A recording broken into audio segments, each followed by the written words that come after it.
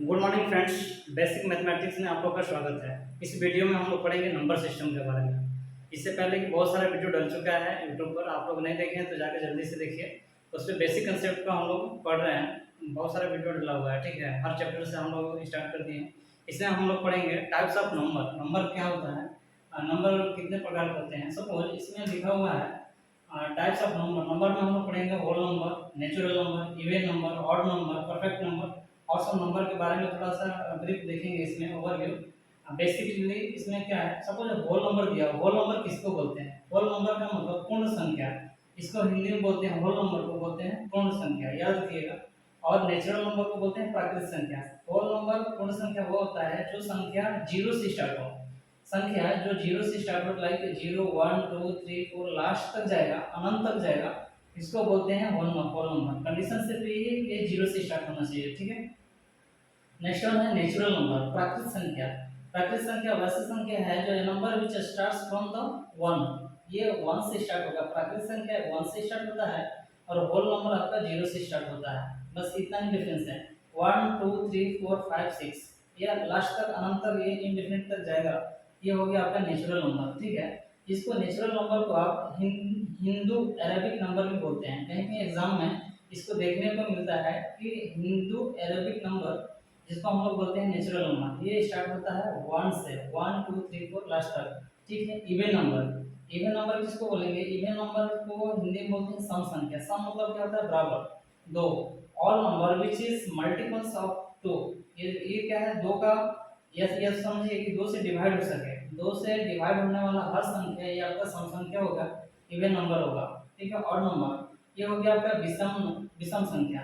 Number which are not multiple of 2, ये दो से डिवाइड नहीं होने वाला संख्या आपको ये विषम संख्या ऑड नंबर कहलाएगा। वैसा संख्या जो दो से डिवाइड ना हो सके उसको हम लोग विषम संख्या बोलेंगे। और वैसी संख्या जो दो से डिवाइड हो पाएगा, दो से डिवाइड लग जाए, उसको क्या बोलेंगे हम लोग? इवन नंबर या सम संख्या।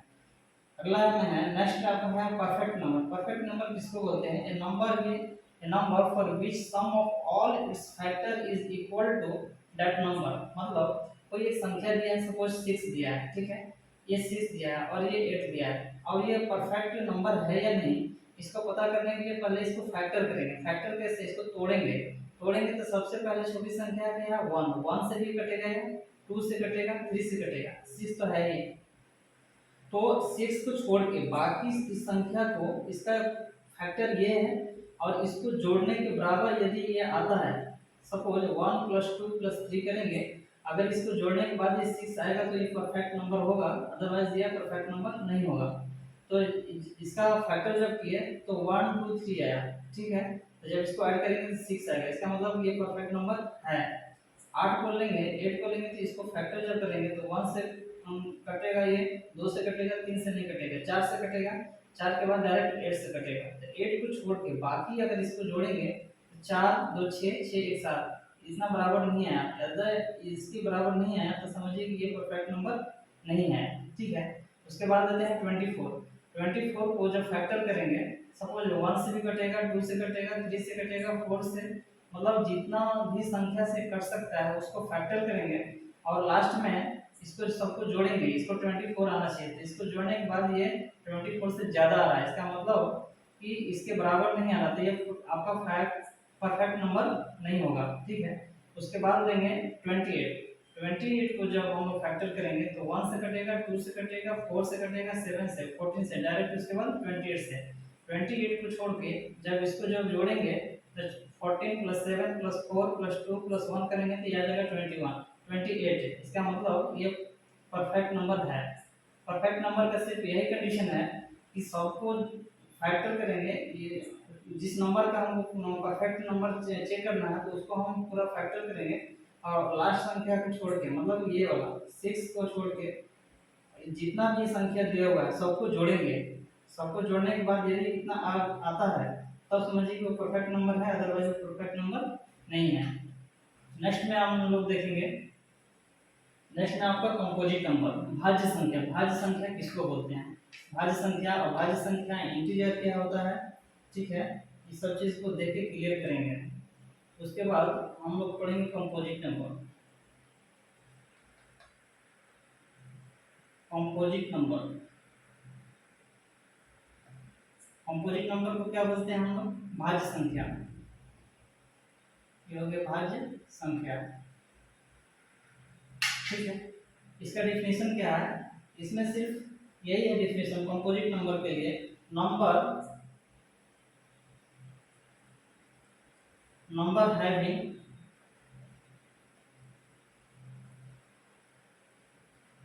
more than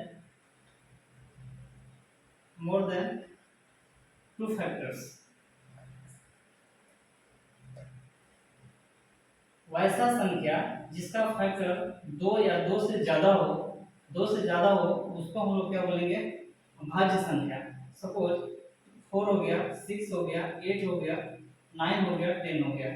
इस तरह से करके देखेंगे तो ये सब संख्या जो आएगा भाज्य संख्या में होगा। भाज्य संख्या का डेफिनेशन क्या होगा कि जिसका फैक्टर, जिसका गुणनखंड 2 से ज्यादा हो। 2 से ज्यादा हो मतलब इसको फैक्टर करेंगे तो ये 1 से कटेगा, 2 से कटेगा, फिर 4 से कटेगा। ठीक है, 6 को लेंगे तो 1 से कटेगा, 2 से कटेगा, 3 से कटेगा, 6 से कटेगा। उसी तरह से ये मतलब कि इसका फैक्टर वैसा संख्या जिसका मोर देन 2 फैक्टर हो, 2 से ज्यादा फैक्टर हो, वह संख्या आपका भाज्य संख्या कहलाएगा। इसमें नोट में लिखिएगा, एक नोट स्पेशल केसेस है ये कि one is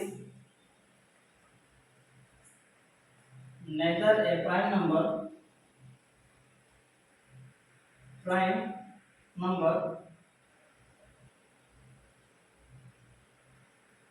nor a composite number।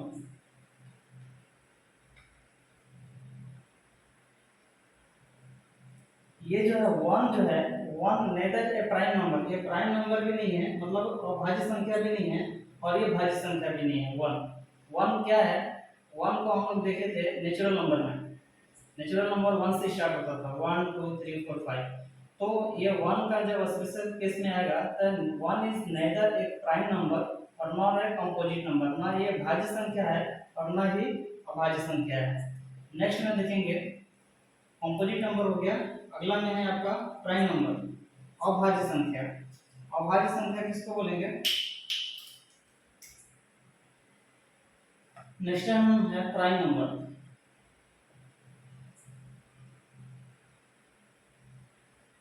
इसको बोलते हैं अभाज्य संख्या। अभाज्य संख्या, ठीक है। इसका डेफिनेशन क्या है? द नंबर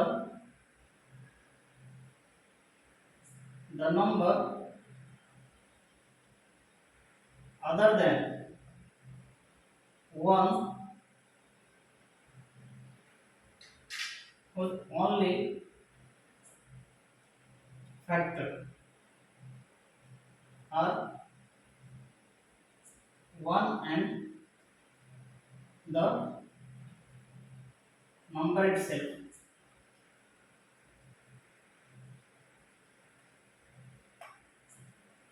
मतलब क्या है? द नंबर अदर देन 1 को छोड़ के ओनली फैक्टर आर 1, एक ही फैक्टर हो, and the number itself. Suppose इसका एग्जांपल में देखेंगे, इसका एग्जांपल के लिए लाइक हो गया 2 3 5 7 11 डॉट डॉट। ये अभाज्य संख्या। कोई बोलेगा कि द नंबर अदर देन 1 को छोड़कर आप 1 इसको नहीं लिख सकते। मैंने क्या बोला? 1 ना आपका अभाज्य संख्या है ना भाज्य संख्या है, इसलिए 1 को छोड़कर अदर देन 1 अपोज ओनली फैक्टर आर 1, एक फैक्टर हो एंड इटसेल्फ वो नंबर। सपोज ये 2 है, 2 को अगर हम डिवाइड करेंगे तो ये किससे कटेगा? ये कटेगा 1 से और 2 इटसेल्फ। 3 जो है 3 अब किससे कटेगा? 1 से कटेगा और ये खुद से कटेगा।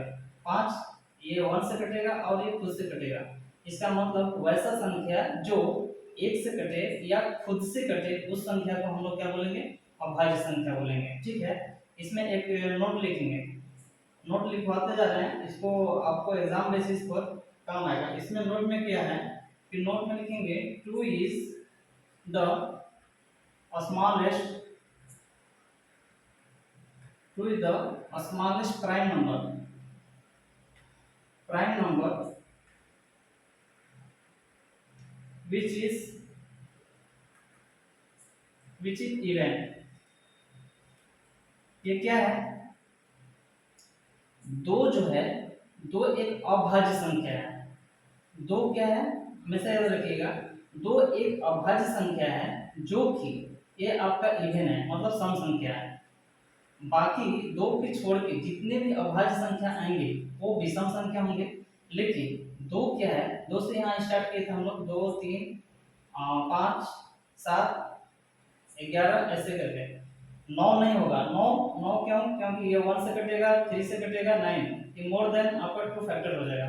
इसका अभाज्य संख्या के लिए कंडीशन क्या है कि ये खुद से कटे या तो 1 से कटे, ठीक है। इसलिए 2 3 दो भी कटेगा तो 1 से कटेगा या खुद से कटेगा। इसलिए क्या है, एक अभाज्य संख्या है और ये सबसे स्मॉलेस्ट प्राइम नंबर है। सबसे छोटा प्राइम नंबर, सबसे छोटा अभाज्य संख्या 2 है और ये कैसा है, इवन नंबर है, सम संख्या है। बाकी दो को छोड़ के जितने भी अभाज्य संख्या होगा, प्राइम नंबर होगा, वो आपका ऑड नंबर होगा, विषम संख्या होगा, ठीक है। एक ये फर्स्ट नोट था। सेकेंड नोट में आप लिखिएगा, और प्राइम नंबर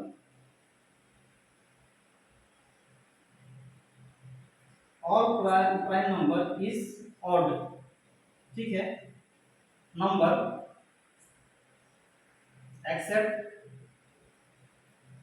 टू, सेम चीज है कि मतलब all prime number is odd, जितने भी प्राइम नंबर इसमें आएंगे, अभाज्य संख्या आएंगे, सारे के सारे प्राइम नंबर ऑड होंगे, मतलब विषम संख्या होगा। किसको छोड़ के? दो को। दो एक सम संख्या है, लेकिन ये किसमें आएगा? अभाज्य संख्या में। आई थिंक ये सब चीजें आपको समझ में आई होगी, ठीक है। कंपोजिट नंबर हो गया, कंपोजिट नंबर देख लिए, प्राइम नंबर देख लिए। अब एक चीज और देखेंगे हम लोग, रेशनल नंबर, परिमेय संख्या। Rational number, irrational number. Rational number किसको बोलेंगे, नेक्स्ट में हम आपका देखेंगे। रेशनल नंबर इसको बोलते हैं परिमेय संख्या, परिमेय संख्या, ठीक है। परिमेय संख्या किसको बोलते हैं? वैसी संख्या, बस याद रखिएगा मेरा कंसेप्ट, मैं जो बोल रहा हूँ उसको ध्यान दीजिएगा। वैसा संख्या जिसको हम p बाई क्यू के फॉर्म में लिख सकते हैं, जहाँ where q equal to not zero. मतलब वैसा संख्या जिसको हम p बाई क्यू के फॉर्म में लिख सकते हैं, उस तरह की संख्या को हम लोग बोलते हैं परिमेय संख्या। जहाँ मतलब न्यूमरेटर बाई डिनोमिनेटर, अगर 15/7 है, 9/4 है, ठीक है, 20/31 है, p बाई क्यू के फॉर्म में, इसको मान लीजिए ऊपर वाले को p, नीचे वाले को q, q by p by Q के फॉर्म में लिख सकते हैं। वैसी संख्या जिसको हम p बाई क्यू के फॉर्म में लिख सकते हैं, उस संख्या को हम लोग क्या बोलेंगे? परिमेय संख्या। कंडीशन सिर्फ ये है कि q is equal to not zero, q का वैल्यू जो है ये जीरो नहीं होना चाहिए। न्यूमरेटर बाई डिनोमिनेटर, ऊपर वाले को न्यूमरेटर, ऊपर वाले को बोलते हैं अंश, नीचे वाले को बोलते हैं हर। अंश बटा हर के रूप में जितने भी संख्या लिख सकते हैं उसको हम लोग बोलेंगे परिमेय संख्या। इवन की सपोज सिर्फ संख्या 5 6 9 12 इस तरह का सिर्फ संख्या दिया हुआ तो ऑलरेडी हम लोग 1 तो लिख सकते हैं ना, ऐसे लिख सकते हैं। जितना भी संख्या दिया हुआ हो, सारे के सारे इस तरह की संख्याएं क्या होगा? परिमेय संख्या होगा। ये जो संख्या है रूट वाली संख्या रहेगी, इसको हम लोग परिमेय संख्या के रूप में नहीं लिख सकते हैं। √3 √5 √10 15 रूट वाली जितनी भी संख्या है ये आपका संख्या क्या होगा? परिमेय संख्या नहीं होगा, ठीक है। उसके बाद एक और क्वेश्चन में आता है पाई क्या है? पाई का वैल्यू ये क्या है? आप वृत्त देखे होंगे, वृत्त में क्या आता है कि इसका मान रेडियस निकालने में, फाइंड करिए इसका परिधि निकालने में, पेरीमीटर निकालने में 2πr इसको लिखते हैं। तो इसमें क्या है कि इसका वैल्यू होता है 22/7। ध्यान दीजिएगा इस बात को, जब ये सिर्फ पाई दिया हो तो पाई के फॉर्म में ये अपरिमेय रहेगा, ये अपरिमेय संख्या माना जाता है। अपरिमेय पाई क्या है? पाई एक अपरिमेय संख्या है, अपरिमेय है। लेकिन जब इसका मान जब लिखेंगे 22/7 के रूप में तो वो ये जाएगा आपका परिमेय संख्या में, ठीक है, अपरिमेय संख्या में चला जाएगा। ये अपरिमेय संख्या में ये जाएगा आपका ये संख्या, ठीक है। 22/7 जो होगा, सॉरी पाई जो है, पाई को लिखेंगे तो अपरिमेय में, और ये 22/7 जो होगा ये परिमेय संख्या में जाएगा। परिमेय संख्या को p बाई क्यू के रूप में तो लिख रहे हैं ना, 22/7, 22/7 जब लिख रहे हैं अंश बाई हर के रूप में लिख रहे हैं तब ये परिमेय माना जाएगा, अदरवाइज ये जो पाई होगा अपरिमेय होगा। ठीक है, नेक्स्ट क्वेश्चन लिखेंगे। एक तो परिमेय संख्या हो गया। अपरिमेय किसको बोलेंगे? अपरिमेय को इंटीजर बोलते हैं, इरेशनल नंबर। ठीक है, अपरिमेय संख्या,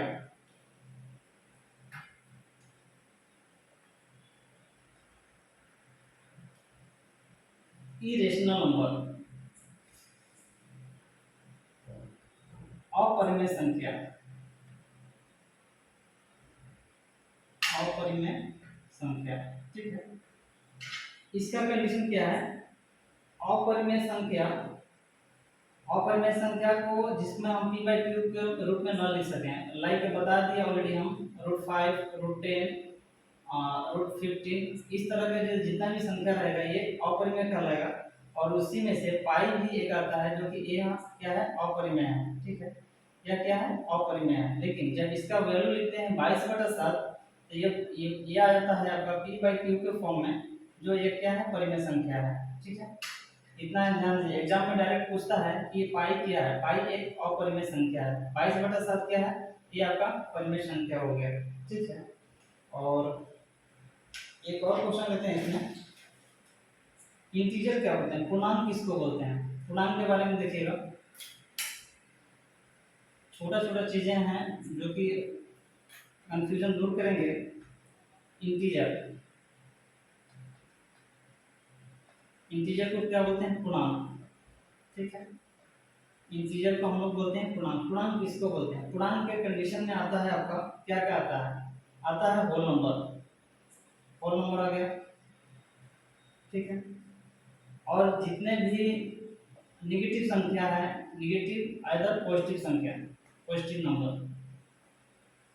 ठीक है, उसके बाद इवेंट की जीरो भी आएगा, जीरो भी आपका पूर्णांक नहीं आता है। उसके बाद नेगेटिव, अच्छा इंटीजर में क्या क्या नहीं आएगा? सपोज ये डेसिमल में यदि दिया होल नंबर, होल नंबर में आपका कोई भी संख्या दिया हो 15, 20, 25, 30, 30 कुछ भी संख्या दिया हो और ये संख्या नेगेटिव में भी रहेगा -5, -10, -25, नेगेटिव में हो या तो पॉजिटिव में हो तो ये आपका इंटीजर कहलाएगा। जीरो भी रहेगा तो इंटीजर कहलाएगा, माइनस की संख्या रहेगा तो वो इंटीजर कहलाएगा। ठीक है, लेकिन जो संख्या आपका रूट में दिया हुआ √6, √15, √20, इस सब संख्या आपका इंटीजर में नहीं आएगा, पूर्णांक में नहीं आएगा। इवन कि आपको यदि डेसिमल में दिया हो 25.7969 या 35.32 पॉइंट डेसिमल में जब दिया हो, इस तरह के कंडीशन को, इस तरह की सिचुएशन को हम लोग इंटीजर नहीं बोलेंगे, पूर्णांक नहीं बोलेंगे। पूर्णांक के लिए सिर्फ कंडीशन यही है कि वो होल नंबर हो, वो होल नंबर हो, या तो निगेटिव में हो या तो पॉजिटिव हो या तो जीरो हो। ठीक है, इस तरह की संख्या हम लोग को पूर्णांक में मानते हैं, इंटीजर में बोलते हैं।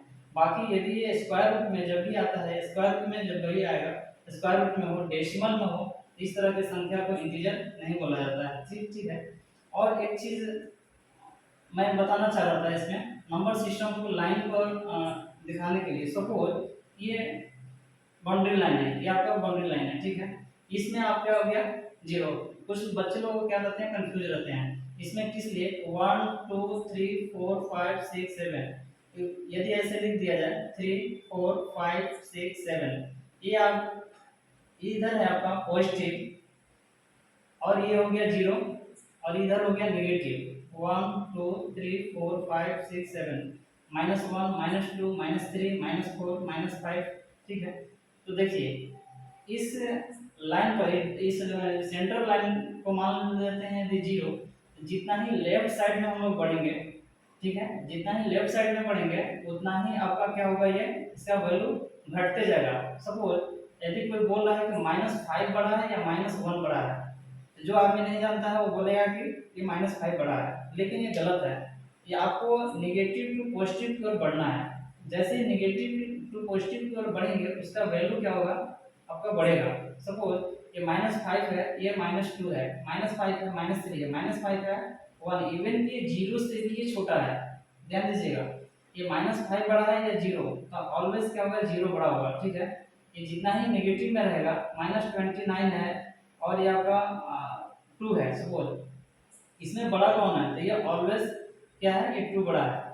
ये बड़ा छोटा का साइन सिंबल ग्रेटर देन और स्मॉलर देन इक्वल, ये सब तो हमको नहीं लगता है कि आप लोग को दिक्कत होगा। ये ऑल टाइम अगर ये सिंबल बड़ा छोटा का जिधर ये मुंह खुला रहता है उधर वाली संख्या बड़ा इंडिकेट करता है, जिधर इसका पूछ रहता है पूछ वाला संख्या इसका स्मॉल छोटा इंडिकेट करता है।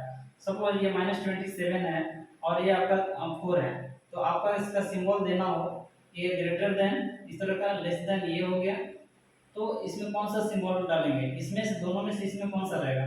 तो इधर मैंने क्या बताया, जिधर पूछ रहेगा उधर छोटा रहेगा, तो ये छोटा है और ये बड़ा है, इसलिए ये जो सिंबल होगा इस तरह से होगा। एक और लेंगे, इसमें मान लीजिए कि 28 है और इधर 125 है सपोज, इसमें से कौन सा लगाएंगे, तो ये ऐसा लगेगा। ठीक है, इधर छोटा वाला जिधर रहेगा पूछ उस साइड में रहेगा, मुंह जिधर खुला है, खुला ओपन एरिया है, उधर बड़ा सिंबल रहेगा।